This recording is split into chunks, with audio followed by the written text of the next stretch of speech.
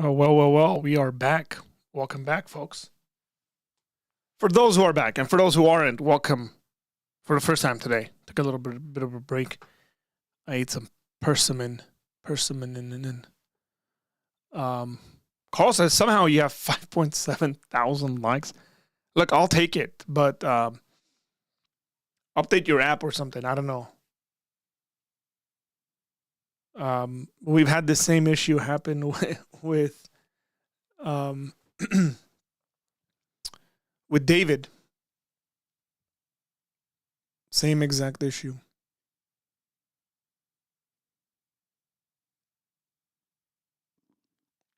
I don't know what to say. I will drop a call-in link. And then also we will, I should get my, there it is. Bible software is up and running.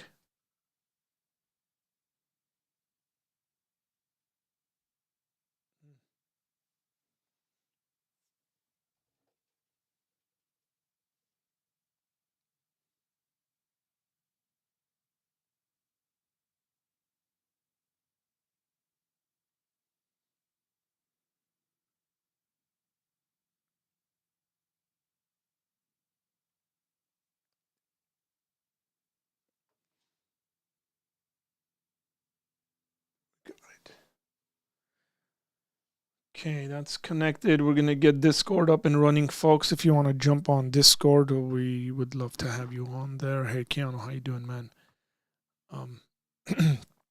Everybody else seeing 5.7 thousand likes this video?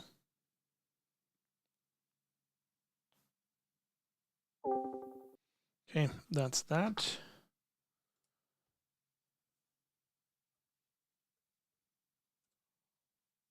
Let's do it.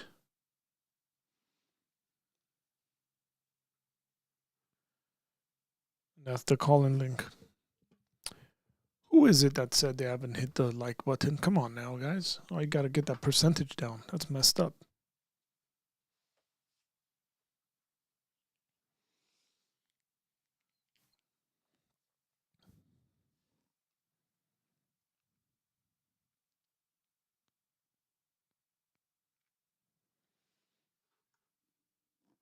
As you're coming in, I just want to welcome you for being here with us.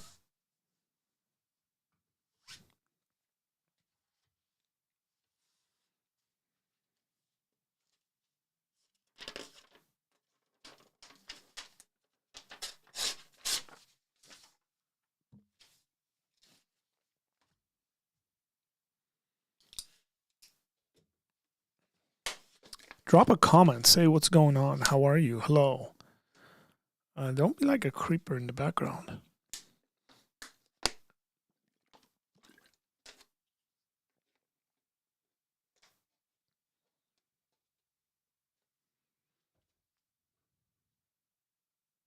We're a family here, guys. Come on. We laugh together.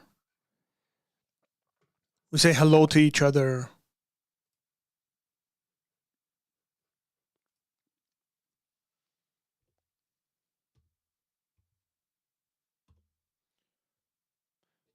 Hmm.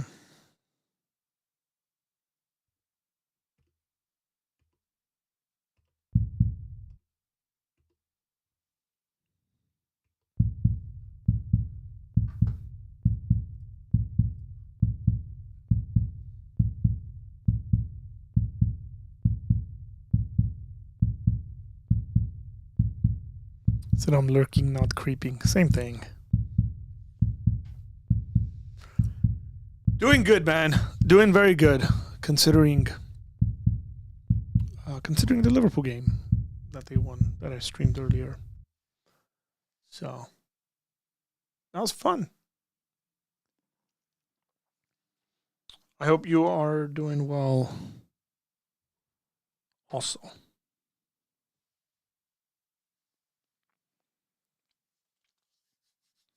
Won't be chatting much. Quick break from clients at the recording studio. Hope you are well. Hey, Zach, how you doing? I didn't know that you had a recording studio. That's really cool, Zach. That is nice. I guess if I need anything, I can reach out to you. What is this? That's just light. Nope. It wasn't.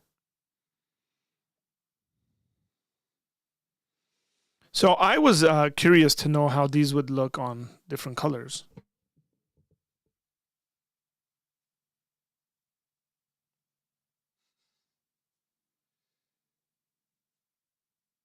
Not bad.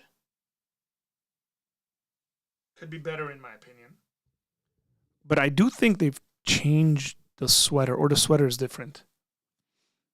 I got to go and look because I think the way I'm able to tell that it's a different kind of sweater than the way the orange one that I bought is by these little things. Because the orange one I had wasn't like this.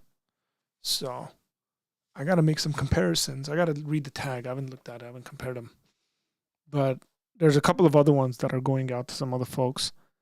And I'm going to compare those with the orange one I have to see what that looks like. So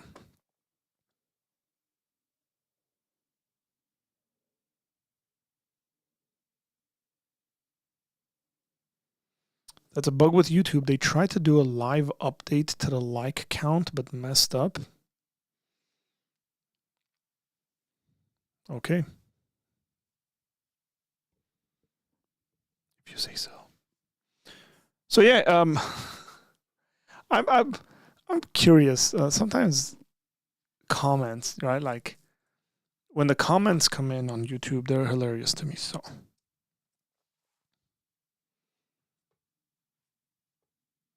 is it very difficult? I guess that's the question I have for you guys. Is it that difficult? Understanding that the Bible is literature and that you and anybody on the planet has the ability to figure out, for the most part, what kind of literature it is that they're reading and be able to interpret it. Christian or non-Christian, doesn't matter.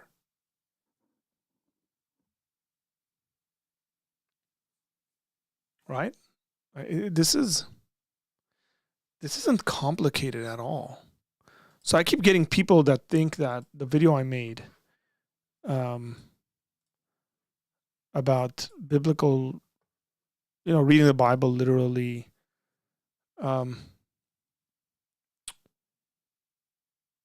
keeps getting comments like this. So I'll read a recent reply between me and this guy named Roger B697. It says, "Cool, will you share with me what method did you use to figure out the context the author or authors were using when they put pen to paper?"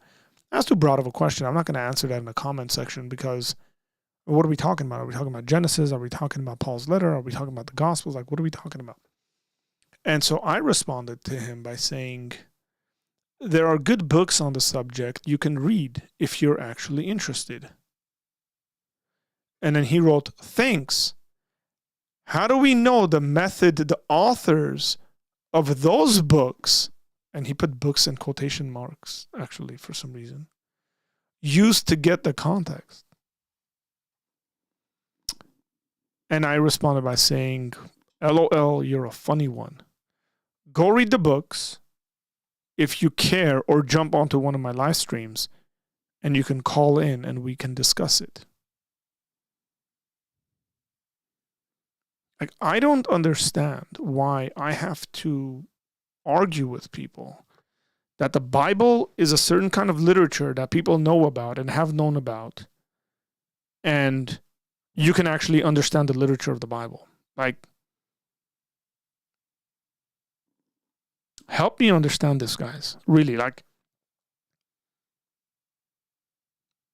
am I that stupid to not be able to tell that people really think the Bible is kind of like obscure, or like you can't really know what you're reading? Like, what's going on there? Somebody please explain that to me, because it bugs me quite a bit as somebody who studies this stuff and has studied this stuff. Okay. Hey Ashley, how you doing? Ashley says, "Is this the new chair? Looks comfy." Yes, it is. Yes, it is. Let me show it off. It's got these cool arm things. So they move. And they move back and forward as well. So which is cool. But I can do that. If I really want to just rest my arms there. I think it is lower than the other chair, which is and it's got way better wheels. 100%. So yeah, if anybody wants to call in and explain that to me, because I'm just that I'm like that stupid. Wish I could get up. Whatever, I'll leave it for time being.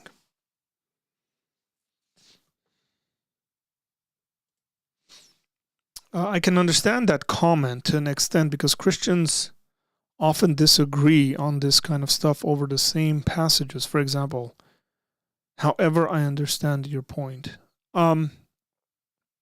The question's not whether Christians disagree with it, right? Like, for the considering the bigger, considering the size of the Bible,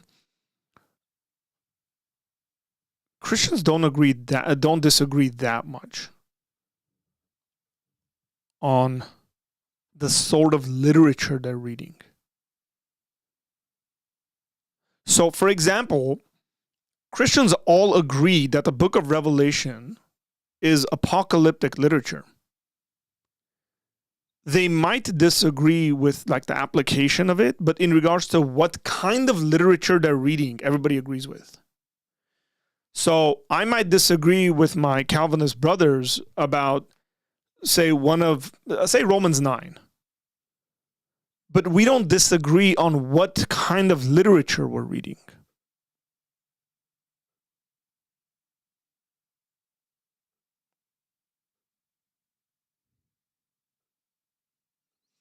So I get what you're saying, and again, the question's not about like whether people can just have opinions on this stuff.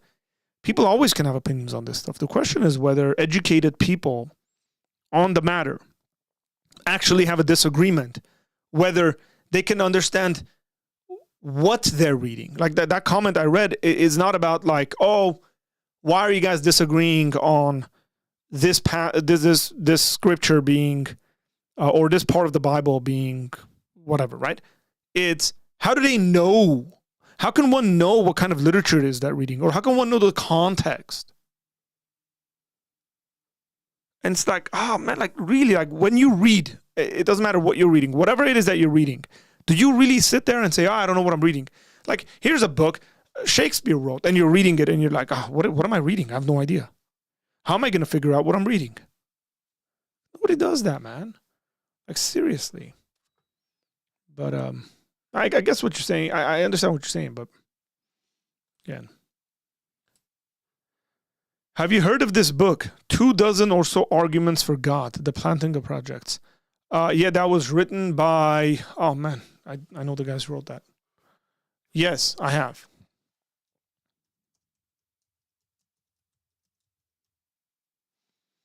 I think Jerry Wells wrote that, right? Yeah, here, I'll put it up. So I've tried to have, with Trent Doherty, I've been trying to have Trent Doherty on my channel for like more than a year. And he's said yes to it like 5 times.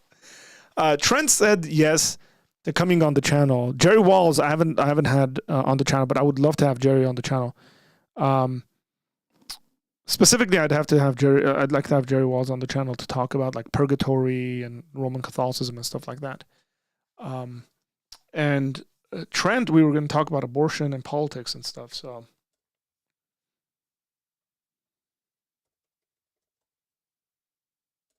yes, I know the arguments. I don't think I've ever talked to Jerry. I might have, but I've talked to Trent. But both are Facebook friends. Trent, I think I've met Trent. I'm not sure. Yes, I have heard about that book. I don't own it, but I've heard about it. The hardcover is $150. Psh, come on, dudes.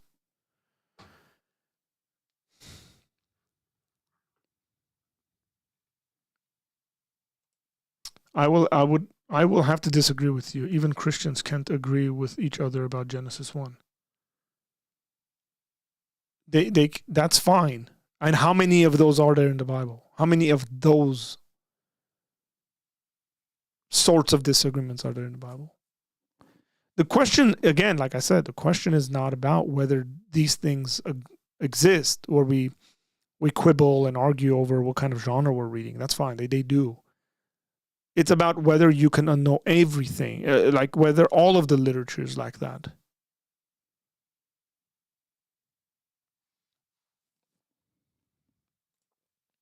I'd really like to know one can have a short about the apparent best argument for atheism, and both top comments said, and both top comments on said video are straw-filled nonsense. I'm curious to know what those are.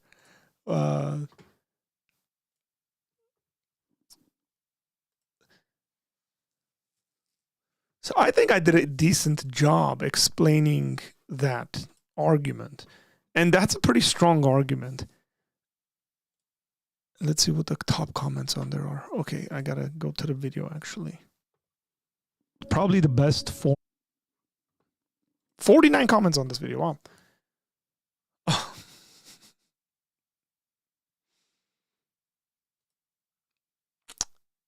Let's pull this up and read these comments. This should be fun. Not a very flattering video of me, I guess.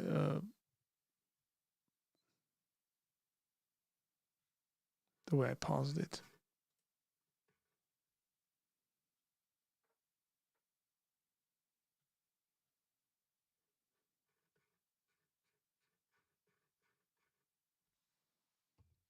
Okay. I still haven't fixed that. This is so annoying.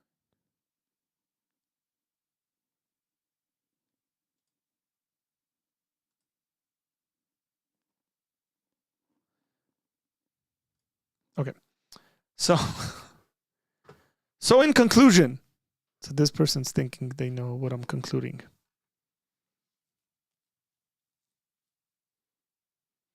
So in conclusion, if there is a God, I'm not him. But my created mind is capable of knowing better than God what a perfect creation would look like. Hogwash. All the atheist is really saying is, I prefer a different set of circumstances based on how I feel. I'm uncomfortable. This is false. Right? So the assumption here is that the person who wrote this is a theist at the very least. The argument is try explaining this. So the thing that I have to deal with is Christians who don't know how to think well and atheists who don't know how to think well. That's not what William Rowe is saying in his argument. William Rowe's argument is, if God were to exist, he would be this sort of a thing. He would be the sort of thing that does everything the best, perfectly. Right? Like, so it's not that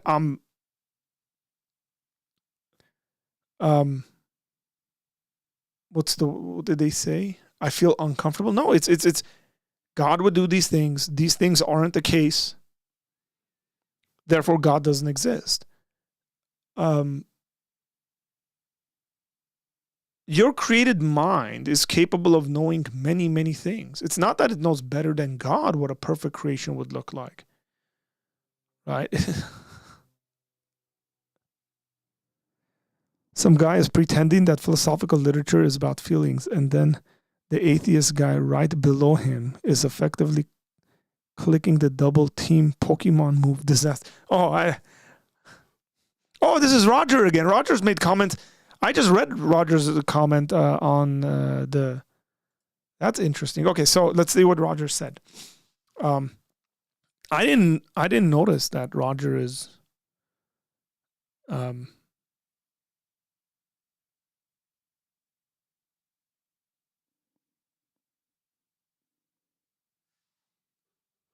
Oh, hang on here, guys. Let me see something.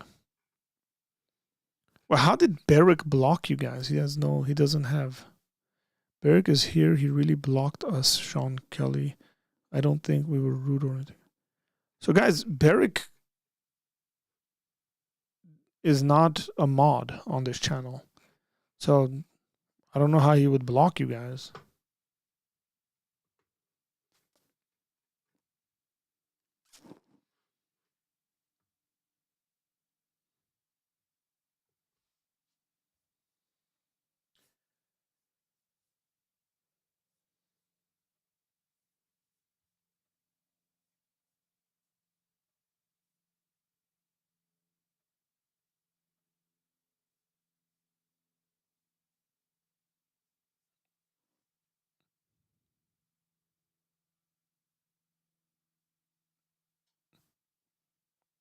Yeah, but you didn't block him on my channel, Beric. Like, you can personally block him. That's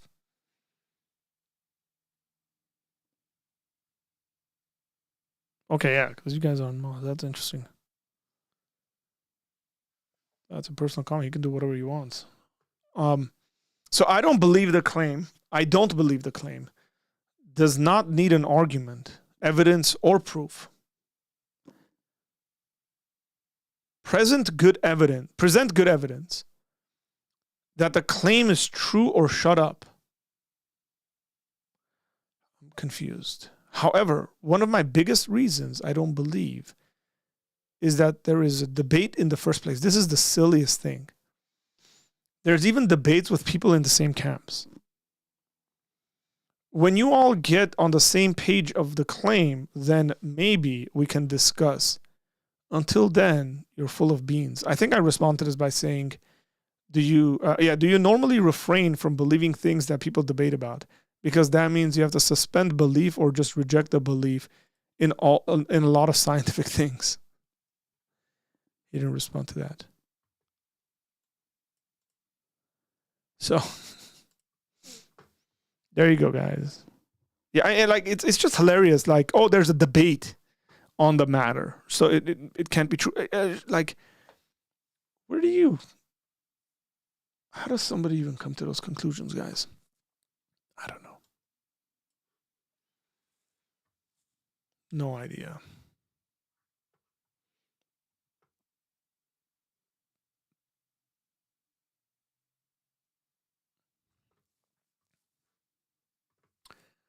Well, thanks again, folks. You guys are in here. I think there's 16 of you guys in here. Can you guys hit the like button? Mods, can we remind people to hit the like button? Please.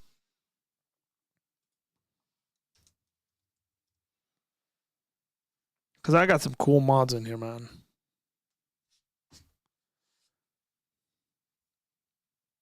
It's just, yeah, I don't know. Like, I try to the best of my abilities to be as fair as I can when it comes to the various arguments that people present, like atheists, Christians, whatever. Like, I want to present the arguments in a good way, right? And then I hear comments like that, and I'm like, oh. Those two comments specifically are why I said what I said yesterday. YouTube Shorts are on their own league of bad content. The content isn't bad. Right? It's not the content that's the issue. I mean, again, I do my best to put up even shorts where the stuff being communicated is of a good quality. It's of a solid quality. Even shorts, and I know that's hard to do with shorts.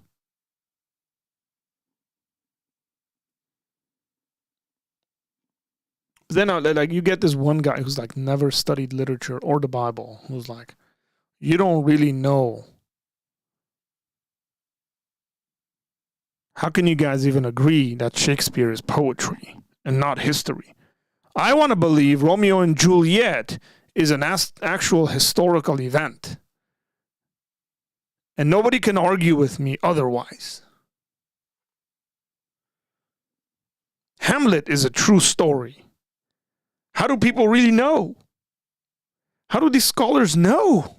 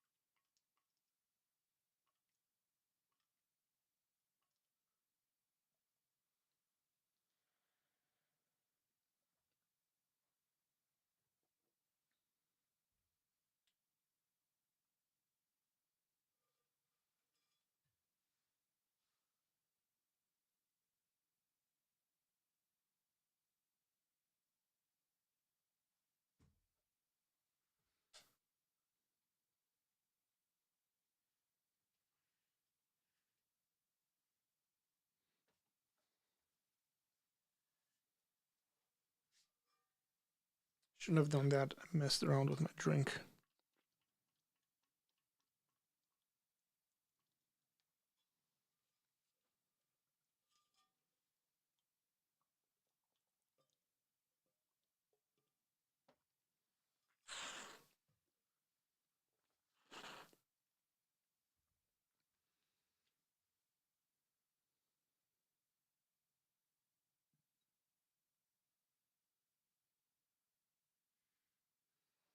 I don't. I might have watched Northman. I'm not sure.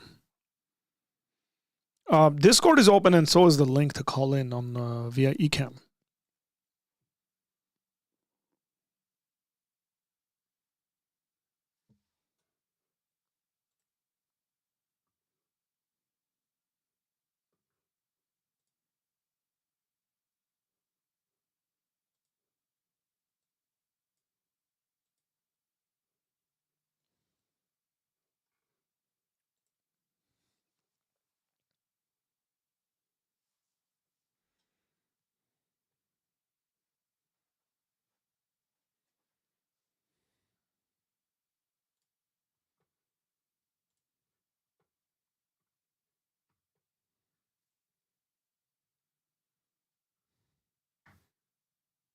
So the one that says take the Bible literally has 126 comments underneath it.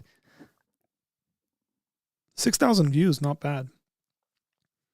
Out of the last 5 shorts I've put up, the one that's performed the worst is the one I have with Pine Creek, where the claims of the Bible made up. Everything else is 6,000, 2,000, 6,000, 6,200, 2,100, 6,500, 2,100, which is good. I mean, we want to see shorts performing like that.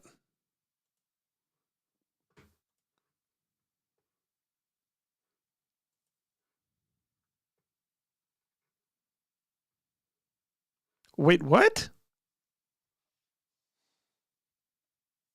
I'm sorry, guys. I'm so sorry. I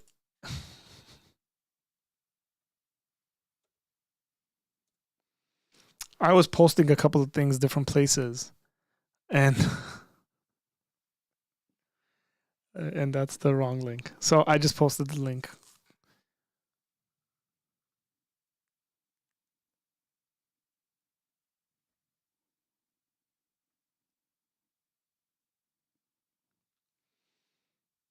Thank you for letting me know that, by the way.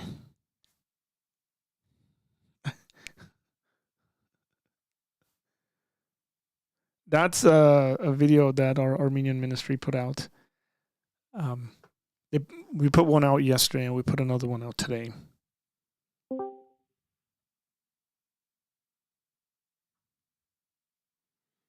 There it is. Now that's pinned. Who's on here?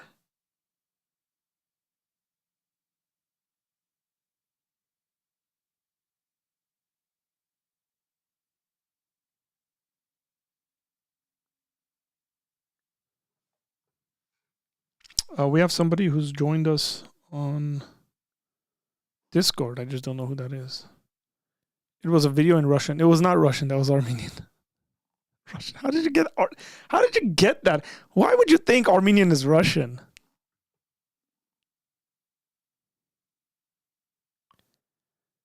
when you said, this is awesome. When you said, wait, what? My 3-year-old keeps copying what you said. That I love that. You got a fun 3-year-old. That's cool.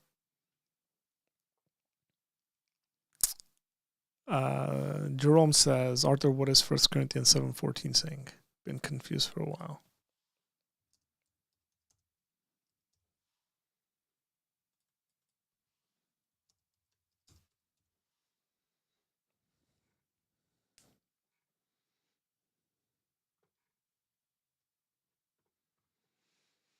For the unbelieving husband is made holy because of his wife, and the unbelieving wife is made holy because of her husband. Otherwise, your children would be. That's an interesting question. Yeah, I don't know whether I would have a satisfactory answer to that, but it seems to be the case that it's saying if you have a marriage in which one person becomes a believer in the family, even though the husband is unbelieving, he's sort of like separate. Because holy means set aside. Right, is separate because of that spouse, or is,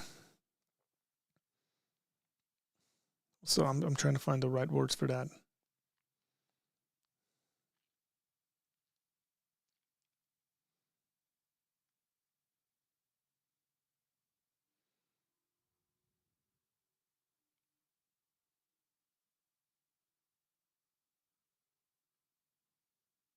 Oh man, sorry.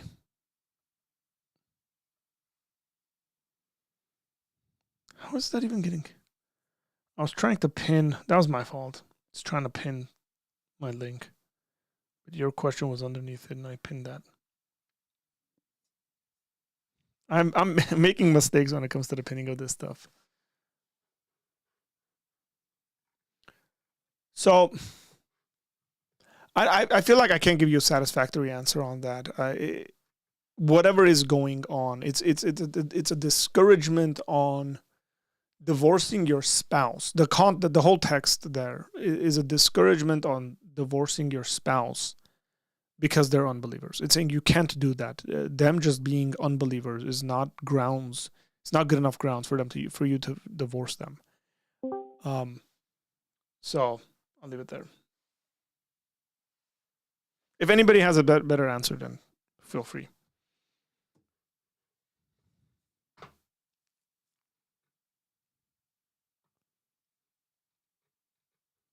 I might send you an article in the future, Jerome, on that passage.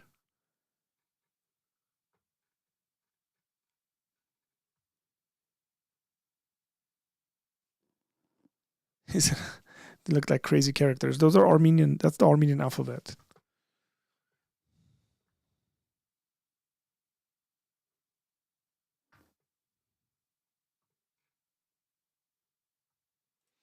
Okay, so Zach says, I heard a lot of answers to this verse. Being an unbelieving spouse, I'm interested as well. You know what? Let me see.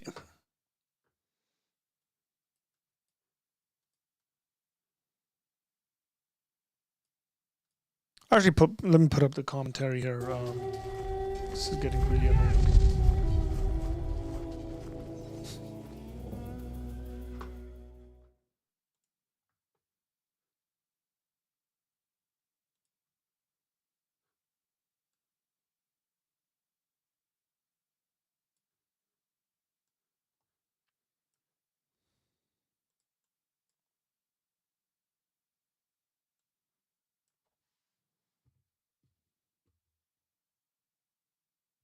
Okay.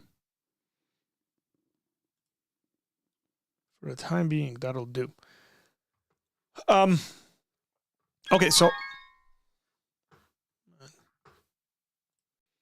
I'll bring you into the call in a little bit, Derek. Give me a second. So divorce was to be avoided. So I'm reading right here, 7:14. That's the commentary here. Divorce was to be avoided because the Christian spouse was a channel of God's grace in the marriage. Within the one flesh relationship, the blessing of God, which came to the Christian, affected the family as a whole. So Jacob and Laban's household. Jacob is a blessing to Laban's household, and Joseph in Potiphar's household. it is in this sense that the unbelieving spouse was sanctified and the children were holy. Essentially, your spouse is, from this commentator, your spouse is, you know, the reason why you're being blessed by God, if you want to put it that way. But yeah, I'll just leave it there because I don't think I can give you anything beyond that I would be satisfied with myself. Okay. Barrick, let me bring you in if you're ready. Give me a thumbs up if you're ready to come on. What's up, brother? How you doing? Doing good. Can you hear me through this microphone? Yeah. I hear you well. All right, I'm just trying to get all this figured out real quick. Nice headphones. I like them. Cheap Turtle Beaches from Walmart, man. Thank you. Really? They look pretty comfy. $30. They are comfy. There you go. Yes, sir. How you doing, man? Doing pretty good. Been doing a lot of talking today, so. Yeah. I was watching a little bit of soccer. I'm not a big sports guy, but I saw you earlier. So keep the stream going. What are your hobbies? Hobbies, man. I like building stuff, music. When I say music, I like building audio systems, things like that. I do a little bit of abstract painting and just tinkering with electronics, things like that. But my hobbies have very rapidly been changing, especially even with my own YouTube channel. It was, for the most part, was mostly kind of directed towards car audio stuff. And I remember that you guys were doing like a giveaway or something like that. I did a commented on that and stuff. Who was that? Pastor Jeremy Collins. I think he won that headset on that giveaway. That's nice. There you go. I told him, like, dude, you better enter. You might win. So and he did. Yep. I don't know. Priorities, I guess, as I'm pretty new to the Bible, so I didn't grow up in a religious household at all, and same here, brother. Same here. As my walk progresses, I find that I'm less intrigued or concerned with the material things, and some of the older stuff that I used to spend a lot of my time and energy on is kind of slowly dying away, I guess you could say. If you don't mind me asking, how old are you? I'm 34. Okay. Yeah. So I think that like naturally happens with age as well. Yeah. There's things I used to get like really excited over, animated over, that I'm just like, I'm too tired. And again, I'm 38, but I think that's normal and natural kind of development of life. You tend to like slow down, I think, the older we get. And some of it is just like, we don't have a choice. You get tired faster, your back hurts randomly, right? Yeah. Which is probably good, because ideally the older we get, the wiser we want to get. Hopefully, at least, yes. That's the ideal situation, right? Because I've met a lot of older fools.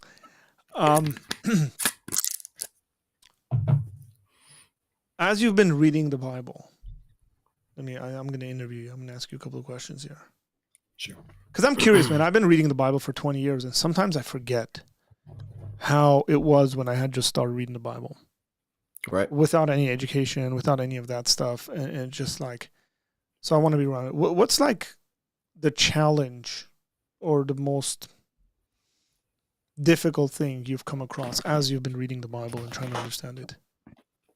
I would probably say I had quite a little bit of time to read in jail, let's say that. So that was 2012 when I kind of started. But initially, I guess the most intimidating part would probably be the Old Testament, when you get into all these different names and family dynamics, and especially, was it Kings 1 and 2? I just that now, as far as the New Testament goes, I went through that pretty quickly, and unfortunately I started my Bible reading in Revelations, and then I kind of worked my way back to the front. But I think that's a common mistake that people make, or whatever. I don't know, mistake or not, but I would say, and how things are written in it, a lot of it is written in a way that there's multiple meanings, and whatever you could be reading. And I found that I could go back and read the same scripture a year later and get a different interpretation from it. So I mean, it's I don't know if that gets into the living word thing, but It's not a massive book when you really compare it to, like some big Tom Clancy books and stuff. But I think in the time that it was written, a lot of things like you have to really kind of break it down, and then some of the vocabulary that's in it, you know, it. I'm a pretty intelligent guy, but English wasn't my strong suit. It was more math and stuff. But Mm, um, I think a lot of it too.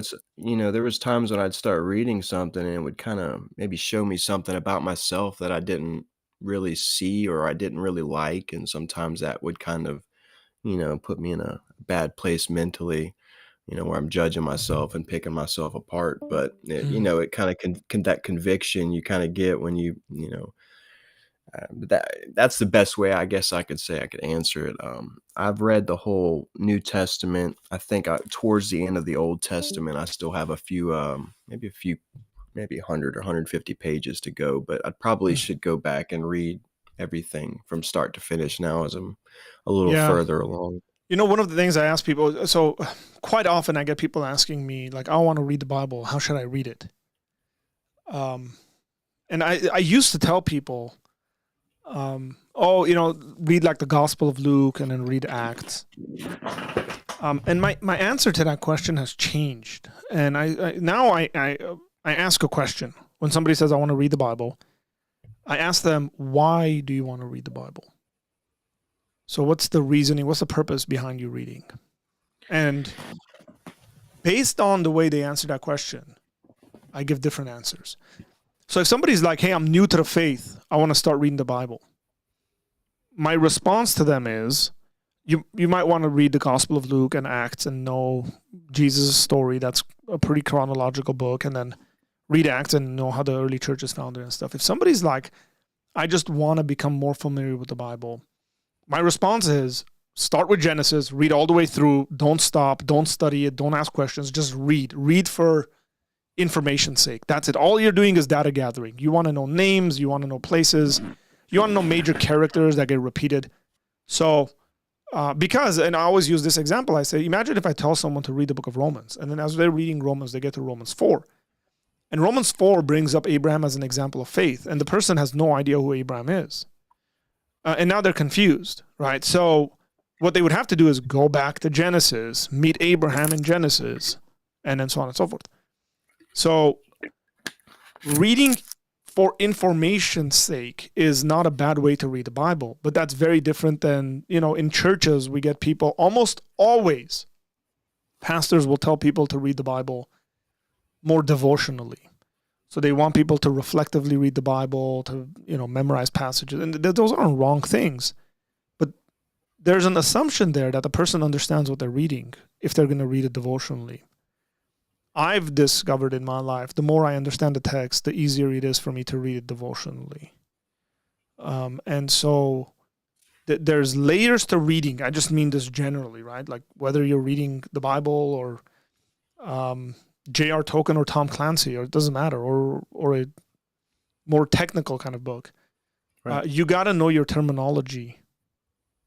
You have to know kind of, now the Bible is more, it's got historical stuff in it, like you were saying, family dynamics, right? Like who is whose son?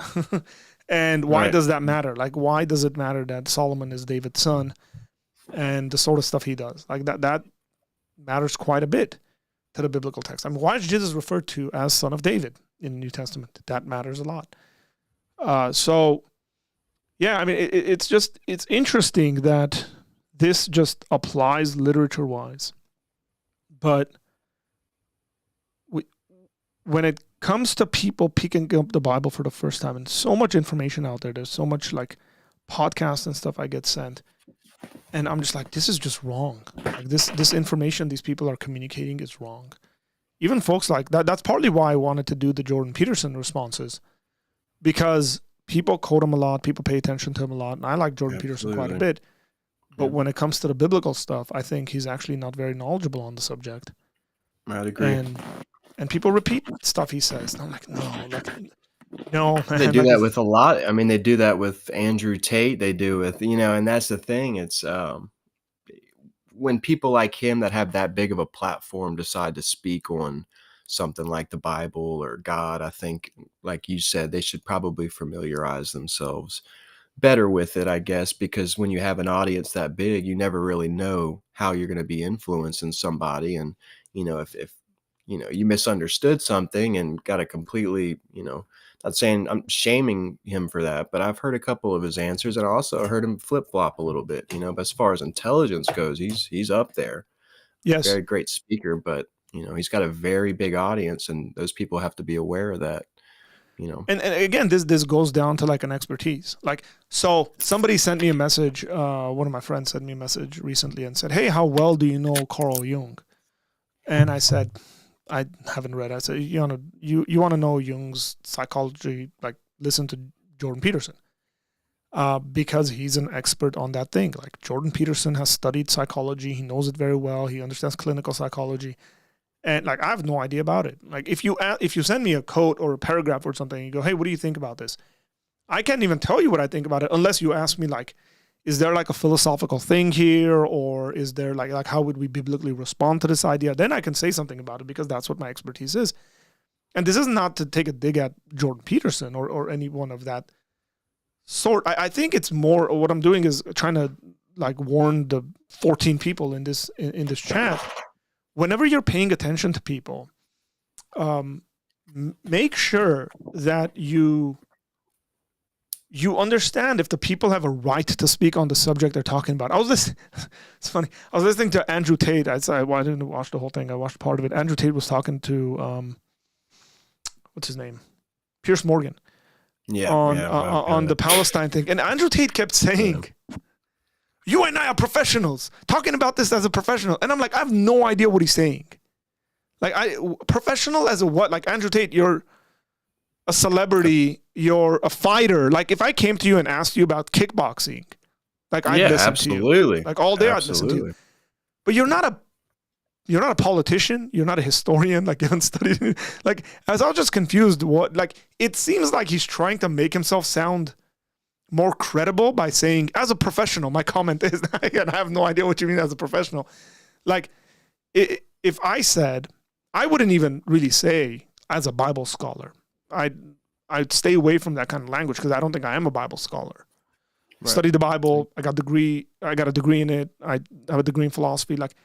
But sometimes I even like refrain from saying I'm a philosopher, because like at times I feel like that's for people who are PhDs in philosophy and are doing philosophy professionally. But right. I also think everybody's a philosopher to a certain extent. But these guys are out there, and when it comes to talking about the Bible, I'll give you an example. I kind of want to make a response video to this. There's a video floating around on the internet, and it is Snoop Dogg. And I think what Snoop Dogg is saying is actually pretty good. And he's kind of criticizing the church. And he says, look, I think what the church needs to do is be less judgmental. And that the people, he says, the people that are coming into your church, be accepting of them, be less judgmental, because that might provide the opportunity for those people. The way he puts it is, come to the altar and be born again. Right. Now, Snoop Dogg, if I remember this correctly, Snoop Dogg kind of got his music start in the church. I didn't know that. And the church has been a place for people to develop their musical talents for a very long time. But right, like Snoop Dogg wouldn't be the ideal Christian image that we would put out there, like, obviously. No, of course. But he's not saying something wrong. But people need to be careful, because they can run with that statement and think like we can't make judgments on anything. Right. And if that's what he's saying, then I would say no. I mean, the Bible tells us to judge fairly and based on the fruits that people bear, so on and so forth. But he's right in the sense that the church folks tend to be so uptight sometimes. Yep. Right. And they don't know how to be normal around normal people who aren't believers. Like, if somebody comes to our church who's not a believer, there's no issues. And I don't know, maybe you've had that experience. You mentioned that you went to jail. You started reading the Bible in jail. I don't know, like, speak on that if If you've had Well, that kind of an experience. first I'll talk on the experience part because yes, I started reading the Bible in jail, but I had a supervisor. We flooded in 2016. I had like 4.5 feet of water, and one of my supervisors was a very high, I would say maybe like an elder at this charismatic church that's local here. It's a very more like arena setting, the lights, the big concert music thing, and they sent me a whole truckload of, clothes, food, all the Mm, like, just a massive amount of stuff, and, at that point, nobody else was really there to help, so I got kinda interested in going. So I ended up going to this church, and, at the time, my baby mother, who we're split up now, she went with me, and her and her friend went with me, and they had already been. They knew about these people and stuff, but it was in a way that, like, they had an altar call at the end, and I wanted to go up there, because I wasn't worried about who's judging me and what, I didn't feel that intimidating factor. But when I stood up to go walk up to the altar for the, final, whatever, my girlfriend at the time grabbed me and pulled me down. It's like, don't do that, don't do that. And then, so the next time I went was without her. And that stuck into my head. But mm, as I started to try to get more involved and started going to the church, I noticed like, it's almost as if the church keeps itself so closed off from the world that anybody coming from outside of the world, like, they may have something to say, or and they don't have the same background and understanding of these biblical things, but it's almost as like, they some churches expect you to overnight conform to their way of thinking, and, there was a lot of other really weird stuff that went on, like, yeah. really strange stuff with that place, and, I still tune into their live streams on YouTube every now and again, but I started kinda listening. I wanna say when I started watching your podcast, and there was a couple other people, and then, I can't remember everybody's names, but I've heard a few people speak on, like, charismatic churches and oneness and things like that, and it's just it really feels like it's almost like some of the churches create this jail inside that building, and anything Mm, outside of and they don't leave that, their outreach to them is to go build another church in another country or in another state, and then that's you a good start point. seeing the money that comes in, and if somebody were to say something and question any of some of those motives, you're immediately like, it's almost, you can feel it the next time you walk into the church. If you've said something in one of the chats, it's almost like people are looking at you specifically, and Wow. it's just this, that's I don't have I didn't go to churches and stuff as growing up. Let me tell you this too, as far as my understanding of God, because that's what really got me into reading the Bible. I wanted to understand, I guess, a little bit better my creator, why a purpose, what's going on in this world. But growing up, my grandmother raised me. I don't know who my dad is. My mom left when I was 4. She Wow. was heavy into drugs. She moved out of state. And my grandmother's explanation to me of what God was you could call anything God. At the time, Mm, I liked watching Transformers. She said, you can call Optimus Prime your God as long as you believe it, then it's real. And that was my understanding, and interesting. even to this day, I live with family, and they're all nothing like me. I have high 33rd degree masonry, Mm, Scottish Rite, Order Eastern Star. I have a lot of this lineage in my family, great-grandparents, Rainbow Girls, all this stuff, and it's like I'm really the black sheep, yeah. but as I see the fruits of their labor in their lives and where they're at today, it clearly tells me that that's not the path that I wanna take, because, to be honest, we have a broken family, we have a broken home, um, even between it's I feel like my mom is almost a sister. There's this competitiveness because my grandmother raised me, and my mom's fighting for her attention. My mom, I've just found out I have another sister during Wow. COVID. There's a picture of me holding a little girl as like a 4-year-old, and I didn't even know I had a sister at the time. My mom apparently gave her up for adoption, and she found us during COVID on Facebook. And this Thanksgiving, she was supposed to come down here. We're gonna meet her. All this, my family's getting their hopes up. It was this big dynamic situation, and she ended up freaking out, not coming down Yeah. from Indianapolis. So it's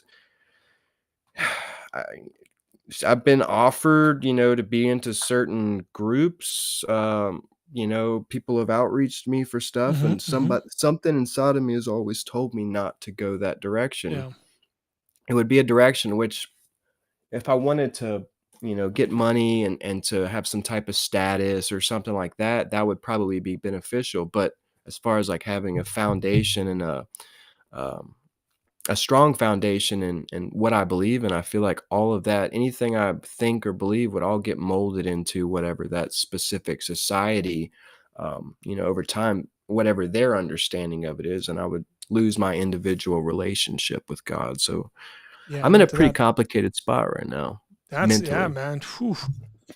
Talk about it. That's I don't even know where to begin.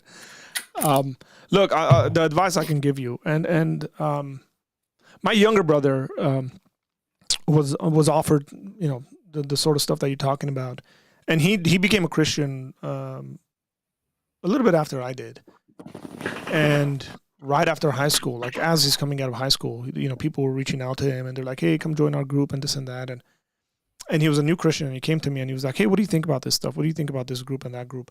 And I was like, "Cool, man. Let's look them up." And we looked them up, and I was like, "Okay, these people have theological opinions on certain things. Like they believe God exists, and here's what they're saying about God. Can their view of God be reconciled to what you're reading in the Bible?" And Yeah. like, you don't need to know any kind of other weird sort of stuff. It's like if they have a theological position, if any group reaches out or whatever, and they're like, "Come join our club. We believe all religions lead to God." And it's like, well, the Bible doesn't teach that. Jesus didn't teach that. Yeah. And it's like, can I be in good conscience a member of this group?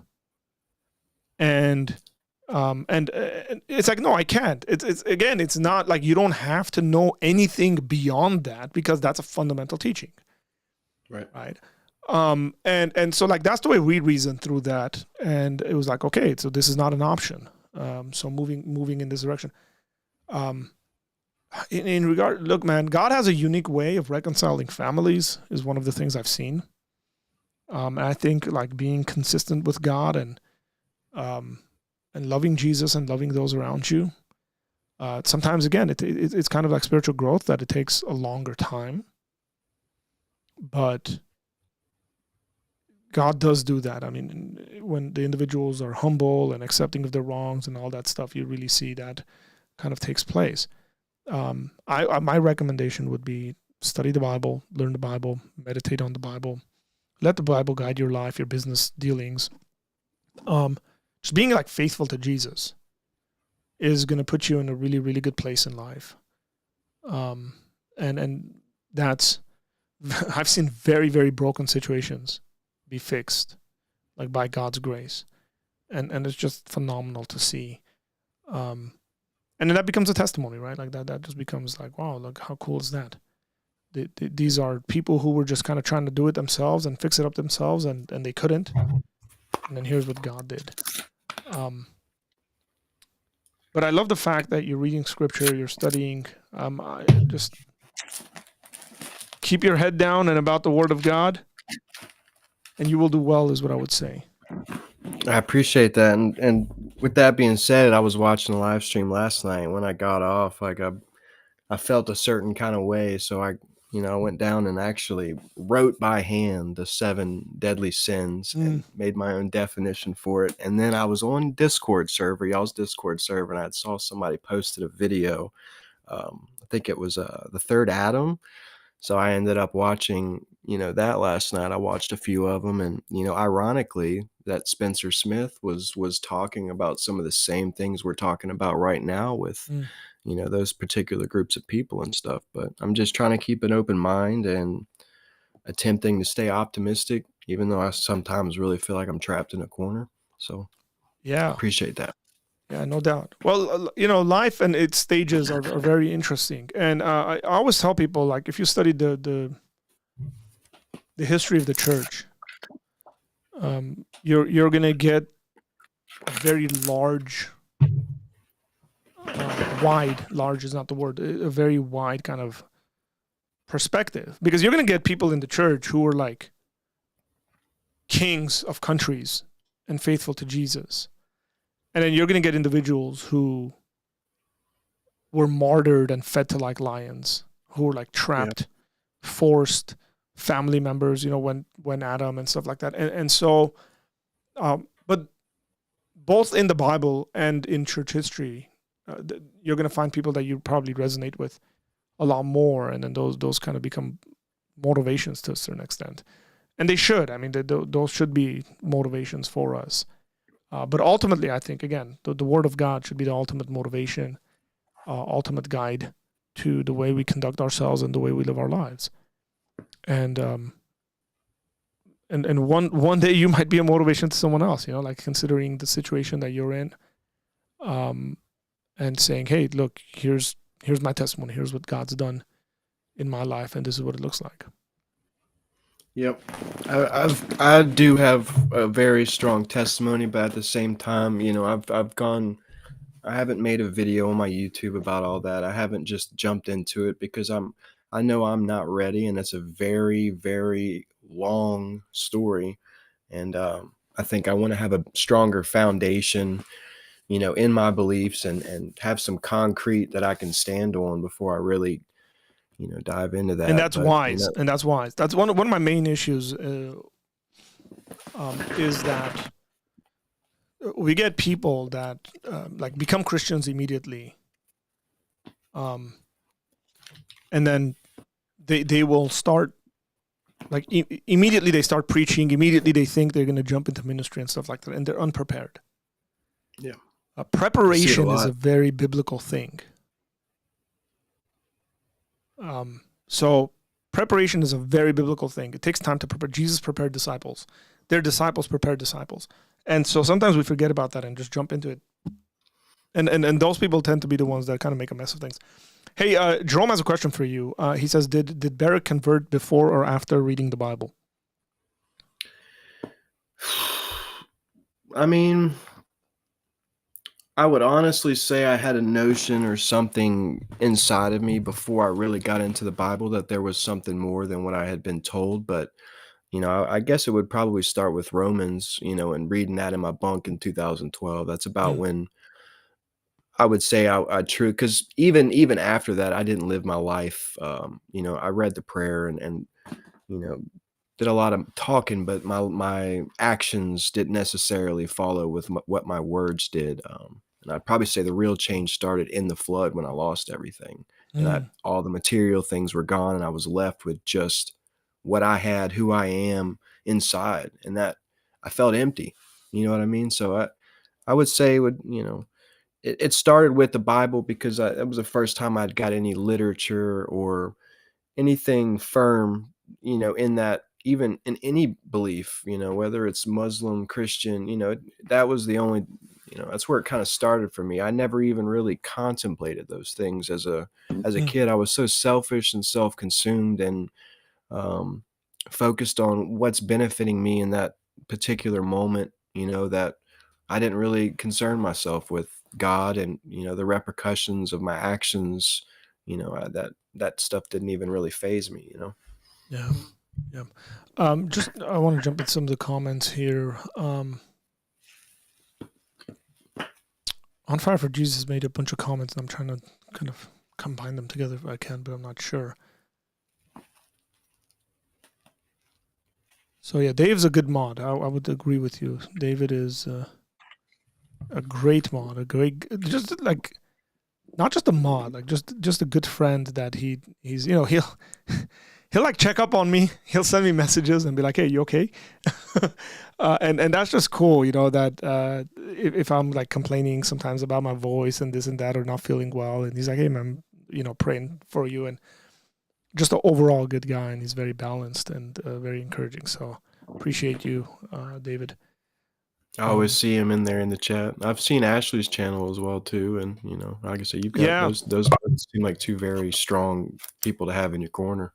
Yeah, Ashley's cool, man. Ashley's been really, really helpful in, and again, there's been so many people that have been helpful to this ministry and this channel specifically. It's just really cool that they God's just, at least in my mind, it's been kind of accidental or whatever like that, but it's good people that have come together, and even the unbelieving folks that are on this channel. There's respect. There's good dialogue that happens, and it's always cool.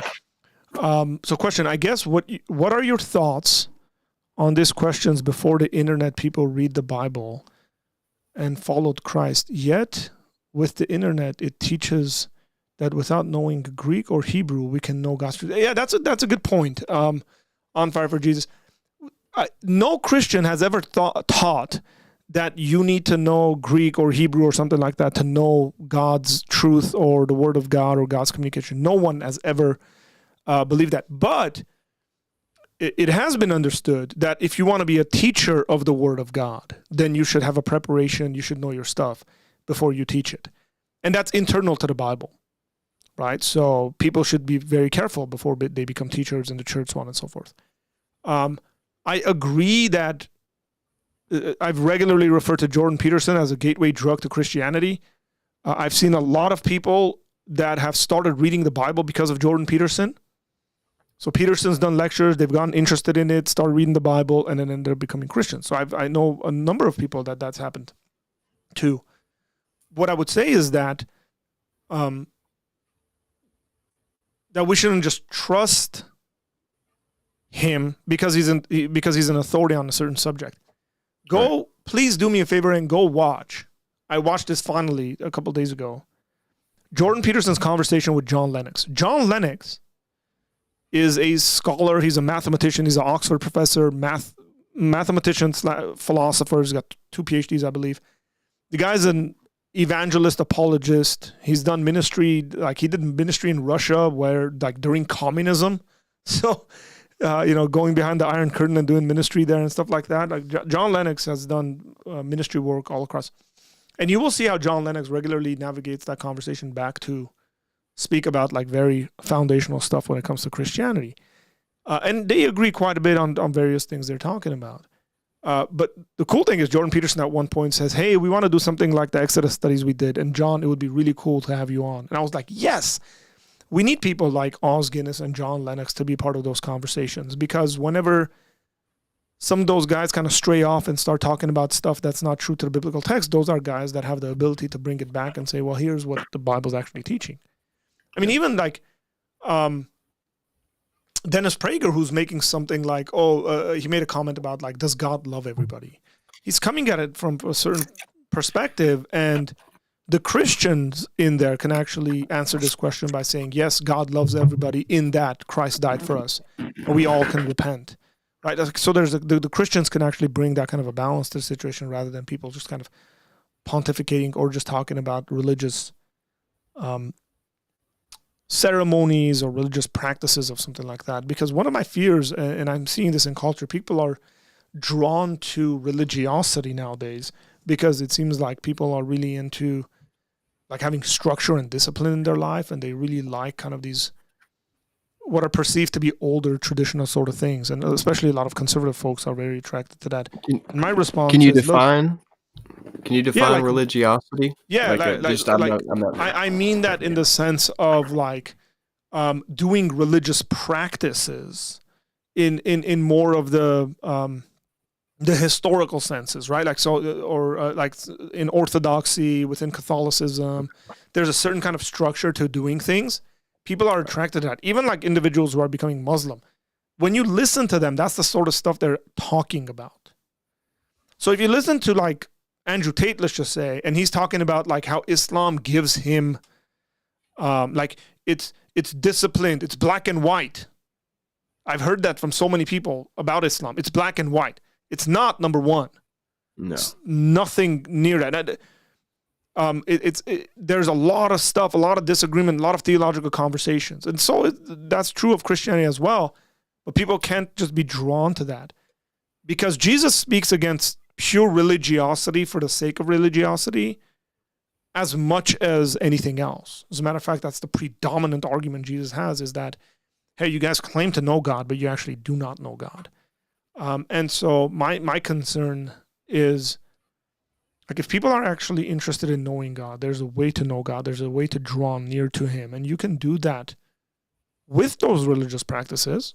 So if you want to do it through fasting and prayer and study and, seclusion, silence and solitude. Like those are all practices. Going to church, going to a traditional church or a contemporary church. Yep. You meet Jesus in both of those. Like, absolutely. Even the one I was in. But don't be drawn to like practice because it's like different or strange or something like that. And I say that because I came out of that, right? Like I was in that for 17 odd years of my life. That didn't lead me to Christ. That actually, I was further from God the older I got. And so you want to meet God where God's at, and the predominant place that God's at, and you're going to witness God, is in His Word. And then you see God everywhere else, man. Like God is present in the world. His Spirit is guiding us and calling us to Himself. Jesus said that the Holy Spirit will come and convict the world of sin, righteousness, and judgment. Like these are things that God does on a regular basis. So we just need to be paying attention. I got said, Derek, nice hair. So one of our guys. I haven't got a haircut in a long time. Thank you, though. Neither has he. I know him. Yeah, neither has he. Grow on. Yeah, I got a ponytail now. Well, I got a question. So one of the we have one particular pastor at that church that's local to me that normally, he's normally the one on stage. But I want to say a month and a half ago, he was sick or something. They had somebody step in for him. And he literally, I want to say maybe 10 minutes in, and I can't remember the context of how it was more so like the body needs to understand that we are Jesus, like in a way. And he literally got the entire congregation to repeat after him, I am that I am. And at that moment, like that's wrong, right? Like that's weird. Okay. I'm not going to call him out by name, but I just was curious. No. That's not the purpose. Look, very often I see pastors do things that let me put the intention aside, right? Because the intention can be good, but it needs to be reasoned through very well. So I'll actually use an example of a friend. I had a conversation with a friend recently. He sent me a sermon. He preached a sermon. He sent it to me. He said, Art, can you like critique the sermon and let me know kind of how I went. So I listened to it. And in one of the parts, and I know this guy and I know his theological views like very well. But one of the sections, he's talking about God's sovereignty. And he's trying to show in his sermon how sovereign and great God is. But he makes a comment in there that was like theologically very problematic. As a matter of fact, I would say it's unbiblical because the Bible says that the God doesn't do this thing. So I critiqued it. I wrote a bunch of points down. And I sent it back to him, and he was like, "Thank you so much, man." Like, and so again, the intent in regards to what came out are two different things. And it could be that the individual's trying to communicate, this pastor, that, hey, we are the body of Christ. We belong to Him. We're connected to Him. And you and I mean, we're called Christians, like little Christ, right? Like, but that doesn't literally mean we're the Messiah, the Savior of the world, right? Lord and Savior. That's not what we're talking about. But then, like, I see people get kind of either overly animated or even sometimes they actually believe that stuff, which is even more problematic, right? Like, to have an entire congregation repeat that is... Like that is a... You don't know where they're all at either mentally. Yeah, but that's a term that only God can use. Right. Like only God, like the prerogative is on God. Like He is the only person that can say, I am that I am. Every single one of us are, if you want to like theologically parse this out, every single one of us are contingent beings. By that we mean like we owe our existence to something else, someone else. Ultimately, we owe our existence to God. God is, as they say, ase, right? There's the aseity of God. God's self-existent. My daughter was asking me about this a couple of weeks ago. She's 7. She just couldn't figure out how God just exists. And so we were talking about, I was trying to, at her level, talk about like contingent and non-contingent things. So like for me, that's like very problematic. It's a red flag immediately. And if I was a member at that church, I'd pull the pastor aside and be like, hey, can you explain that? Because I don't think like that's biblical. I don't think that, And if the in their explanation I found out, if in their explanation I found out they just made a mistake or they try to do something that, then I would probably ask them like, hey, can you like bring that up next week and say, hey, we kind of got overexcited there. Yeah. And if they were like, no, I really believe that, or I think, yeah, we are like little gods or something, because there is this thing called little god theology now in the American church, where people think like we can do stuff that God does. Then, that's probably at a point where I would say I probably can't be a member of this church or come to this church because they're believing wrong stuff. They keep it in such a way that anybody that would want to question, there's this barrier, like this invisible barrier, and you can't. And before he even said it was more of he was qualifying himself to how close to perfection he was. And as much as you said, I almost would have loved to just stand up in the middle of that and be like, no, you know what I mean? I wasn't there in person, but I think that little G, that little God kind of thing, like where these people are so closed off in their own, and they're other than the church itself, their social life is so limited that I think people do kind of get trapped into that type of thinking. At the same time, it could have been a slip of the tongue, but from what I've kind of picked up on as far as repeating circumstances, I think, ooh, I'm like, my camera looks terrible. I'm sorry. Yeah, it might be internet kind of stuff, so it'll probably come back. Just give it a couple minutes. Yeah, probably. Yeah, it really depends on the theology. And if you're saying, if I sense kind of correctly what you're saying about this specific church, my response would be, they have a certain kind of hierarchy in their community, and the hierarchy is based on like how pure or holy we see you, or how much of a man of God you are, or like, and then like the question really becomes whether you can question the leaders. Yeah. If it's a community of people where any question of the leader is equated to you questioning God, that's probably a place you want to get out of. Yeah. I just say that to anyone, and it doesn't matter, even like theologically. If you find yourself in a place, you let's just say a theologian I like a lot is say like John Wesley. If somebody started questioning John Wesley to me, and then I feel like, oh, no, if you question John Wesley, you're questioning God, that's a big problem. And so that's a problem in my heart. Like, I've elevated John Wesley to a place where I shouldn't elevate him at, right? Anyone you look up to, whether that's a pastor, whether that's a leader, your friend, we keep people in the right place, because when you read the writings of these people and you listen to these people, they will tell you, hey, man, I'm not perfect. Like, I mess up. And I could be wrong about this subject. So we need to have a healthy balance. But I've seen churches where that's definitely present. You can't ever question the pastor. And I know, as somebody who served in pastoral ministry, I know for sure there was times in my life where I probably should have been questioned. Right? Yep. Now, I was around people who actually did that. And I am around people who do that. Like we call each other out, and again, there's a way to do it. There's a wise way to do it, and there's a public way to do it, and there's a private way to do it, and you want to be wise about that. But let's be careful, especially if a person elevates themselves to a place where they're like, you can't question me, and they equate themselves kind of like, if you're questioning me, you're questioning God, and because I said God has revealed this to me or something like that, I'm just like, okay, that is bad. That's as bad as it gets. Because that's essentially how cults have started. That's just the reality. Like, that's how. Yeah. It's like, well, we get into that now. The current pastor now, we want to get into some spicy stuff. Before this pastor was in place, the original pastor of this very large church got caught up in all the, sexual stuff, and they sent him to some church up in Chicago or something. And it's funny you say that. Recently, I heard the current pastor that's always there bring up his name, and he was glorifying him and talking about, him.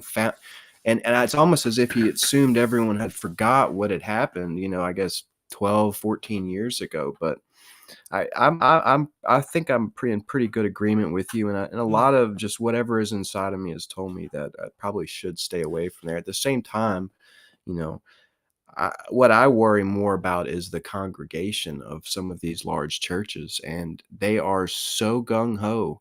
If you question it, it's like you get attacked, and they're so true to some of these pastors, whether maybe Stephen, whatever, or if you go into Yeah, one yeah. of their comments section and you bring up something, which I've done, if they don't put you in timeout or block you, you better believe you're about to get a whole. And it's like, what kind of dynamic is that? Where me personally, like a friend to me, I would want them to want to call me out. I would want them to not, and maybe obviously in a respectful way, but I would want them to bring things to my attention that maybe I'm not aware of. But there's some of these circles that are so closed off, and it's like you said, almost cultish. That whenever you were to, and it could be something completely reasonable or something that is a genuine concern, but when you bring it up, it's you get this fury backlash. And I'll be honest, some of the churches are more vicious than just the regular secular I world. don't disagree with you. I agree.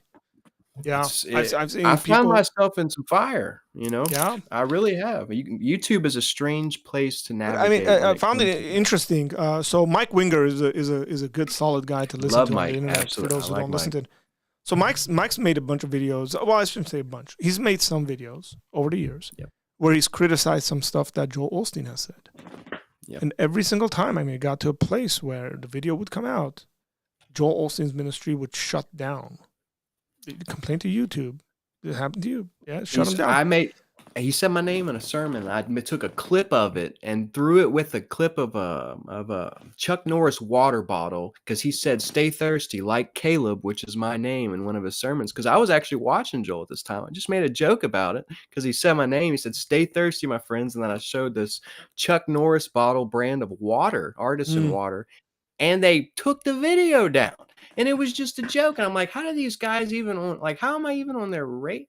Yeah, It's like they the got thing is something in that the algorithm. yeah, well, Facebook sends it, right? Like if people use my videos or something like that, like I'll get an automatic notification from Facebook, and then you can choose to complain about it or shut it down or whatever. And it's just interesting because like some of these guys, like Mike Winger, like these dudes, especially Mike, who's like very He's sound. balanced, sound guy, where he's like, hey, let's look at it, let's give grace, let's do this. But if like no criticism, any criticism out there on the individual that they can control, they shut down, and that's just dangerous, It's man.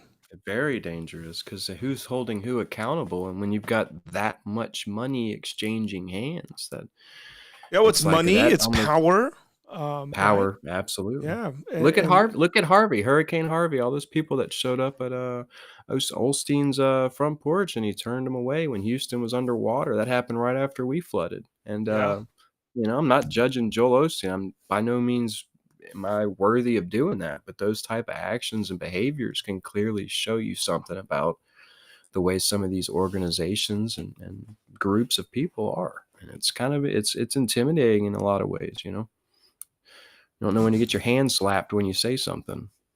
yeah. Sonia Jerome says all Barrick is convincing me of is that, well, I don't think he's trying to convince you of anything, is that church communities are awful and should be dodged. No, Look, absolutely that's not. not what No, he's absolutely convincing not. you of. No, Maybe I that's should be. just my few that I've found myself, which yeah. By no means do I believe that. Well, There's a lot I of tell you this, amazing I'll churches. give you a quote soon, but he said maybe I should have qualified what I just said. I'm reading it again. It's too late. Yeah, it could be. Um, this is a quote. I don't know where it comes from, but the quote goes something like, if you're looking for a perfect church, once you join it, then it's going to become imperfect, right? And that's just the idea of that. But there should be wisdom, and there always has been this in the Christian community. Even in the first century, you had people doing weird stuff. Even in the Bible, Paul is encouraging people to be very careful as to what community they're a part of, and they're doing wrong things. Paul speaks about Judaizers, right? He says, "Hey, don't listen to these people. They don't know what you're talking about.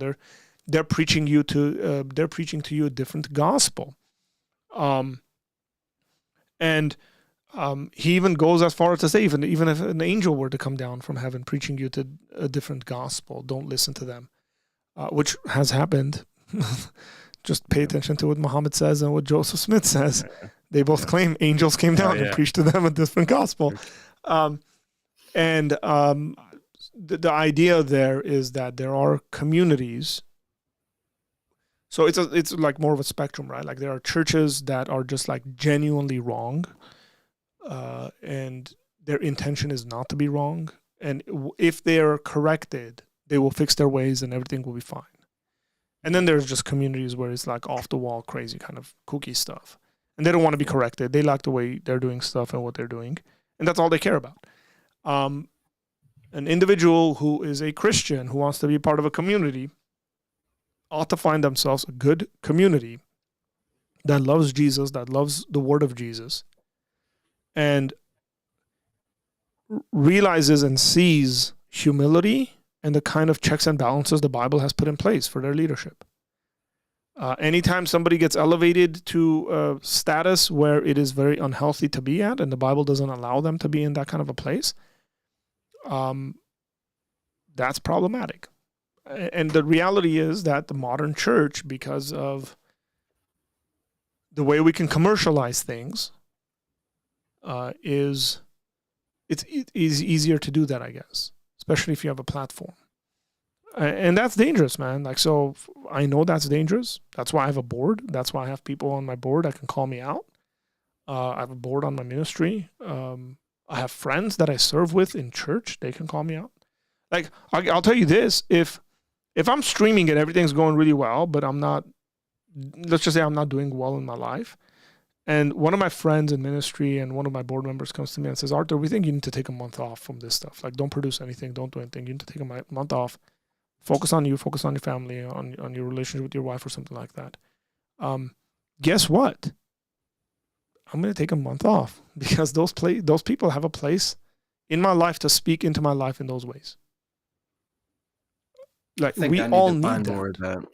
That's I still need to go to a church, but I need to more so find, because like I said, my family, as much as I wish my family was that for me, was that type of foundation, I don't think I will ever have that in my family. So I watch certain channels. I'll be in there on the Discord and kind of bouncing stuff off of you guys and stuff, but that's all good. The internet's good. This sort of stuff is good. We build relationships and friendships globally. I mean, that's awesome, right? But nothing will ever replace a local church. And I think God's intention has always been a local church. Sometimes we look for action and kind of excitement in the local church and stuff. I just tell people, find a church where there's like good, faithful, Jesus-loving people. Doesn't matter the size, man. And the commotion and stuff that surrounds it. And then just go there and serve Jesus, serve them, love them, and you will see yourself grow in the faith. But that's, if you want to privately like reach out to me, I might know some people who know of churches in your area that are like solid and stuff. And that goes out to everyone. I have a friend right now that's moving from here to Texas. And I reached out to one of my friends in Texas, who's a part of a larger denomination there. And I was like, hey, is there churches near this town? Because my friend's going there because we want to get him to a trustworthy church that, we know of. So I appreciate that. Anybody's looking for that. Yeah, I think that's a good way to start. I think something smaller would work for me too, though. And not that the big things. I just don't want to get caught up into the big concert style. 30 minutes of worship songs and then a 25-minute sermon. You can't really get much from a 25-minute sermon. I mean, you can, but you got to be really good. You got to be the preacher. Yeah, you can. If the teacher is really, really good at communicating things in 25 minutes, I'll tell you this about myself. I'm not sure. I mean, I've given like little sermonettes that are a lot less than 20 minutes. But in regards to something I've walked away like very satisfied with, it's never been 25 minutes. I'm not that articulate of a speaker. Yep. 35 to 45 minutes is probably like the Goldilocks zone. And you can communicate some really, really good stuff. But if you're really, really good, I know I've seen some guys that are really, really good, and they're able to do that in 20, 25 minutes. But yeah, I agree with you. Keanu says, so when Joseph Smith gets a vision, we shouldn't trust it. But when the Apostle Paul gets a vision, we should trust it. The question is whether the vision corresponds to reality, Keanu. So yes, Joseph Smith got a vision and ended up talking about how the entire Christian church has gone astray and they got their theology wrong. Not even like, oh, they got this aspect of their theology wrong, but the very concept of God they got wrong. Right? So Joseph Smith believes that God used to be a human being like us and was elevated to godhood. And does that? Yes, his vision is wrong. In regards to Paul getting a vision, notice what Paul does.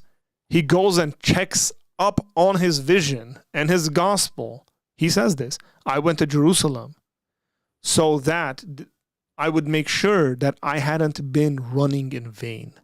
So Paul puts himself in a vulnerable position to be checked and to be corrected about the gospel he's preaching. Whereas Joseph Smith did no such thing. So yes, that's not complicated. It's not. You look at the people. You look at whether they can verify themselves or whether they verify themselves, right? Like if there was anybody to call Paul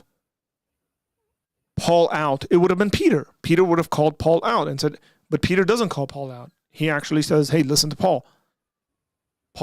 He compares Paul's writings as difficult to understand and compares them to Scripture. So yeah, I get what you're saying, but again, that's not very complicated when you see the results of the quote-unquote vision somebody had. So when Muhammad has a vision, and he ends up saying stuff like Jesus never died and denies a historical event that took place, and everybody believed until his time, and does a weird sleazy turnaround that they thought he had died, but he hadn't. But that's the way they interpret it and stuff like that. So yeah, I would say he's wrong because they're getting very basic things wrong about the sort of visions. So what you're saying is, since my last name's Smith, I need to go join the LDS. Yeah, I know. I'm kidding. Imagine. I've met some really great people actually in LDS. I would never judge them for that, but there's. Look, I'll tell you this. I got a buddy that lives in Utah, and he lived in Utah a while ago. I used to visit Utah regularly, and it's a beautiful place. Yes, very beautiful place. I never had anyone mistreat me or anything of that sort. Very respect, yeah, absolutely. Yeah, but again, sincerity is great. Sincerity of belief is great, but sincerity of belief doesn't even mean that a thing is true. And I'd say this thing to the Christians. I've said this to Christians as a matter of fact, and I've said it in churches, I've said it during sermons, I've said it in public like this on YouTube, where your sincerity in believing that God exists and Jesus rose from the dead does not equate to Jesus actually rose from the dead. That's great that you believe that. It's great that you're sincere in believing that, but the thing needs to be true. Right? That's just common sense. Let me see something. You got anybody else that wants to join in? Doesn't seem like it, but I do have to go because we're doing Christmas decorations at my church, and so also want to go see my family. I do appreciate this. Thank you, man. Thanks for calling in. Appreciate it. Absolutely, man. And I'll be in touch with you guys on Discord, and we'll chat it up. Very good. Yes. So this is Barrick. For those who don't know, someone was asking who's this brother that's in the live. This is Barrick. So thanks, man. Caleb's my first name too, by the way. Caleb. Yep. Great name. It's spelled a little different. I have read that in the Bible, so yeah, I do like that's what okay. I've read. Spellings don't matter. Yeah. All right. Well, appreciate it, Arthur. Take care, man. Yeah, folks. So great conversation, and again, this is to kind of encourage the church as well as to call the church on stuff we do wrong. Like Christians should have the ability to self-reflect and correct ourselves and go about it in the proper ways. So Joseph Smith's vision, Joseph Smith's vision was not of the gospel of Christ. He went against the truth. Correct. Okay, folks. I did a live stream earlier. That's unlisted now. So that was about 2 hours long, and this one's about an hour 30. I can feel that I don't want to push my voice. I'm going to be coaching some soccer this weekend for my kids, and I want to have a voice for that. I might not have a voice by Monday. So we will see. I'll try to not talk so much in those. So thanks for joining us today. Tomorrow is Friday, and we intend on being live again tomorrow. So hope to see you guys tomorrow. God bless you, and I will see you guys again. Take care.